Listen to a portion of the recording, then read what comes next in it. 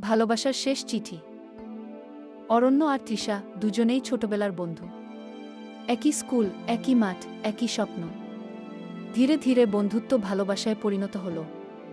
তৃষা যখন হেসে বলতো, তুই ছাড়া আমি থাকব না, তখন অরণ্যর মনে হতো পৃথিবীটা শুধু তাদের দুজনের জন্যই তৈরি। কিন্তু জীবনের গল্প তো সবসময় ইচ্ছে মতো চলে না। তৃষার বাবা হঠাৎ শহরে চাকরি পেলেন আর তৃষাকে নিয়ে চলে গেলেন দূরে।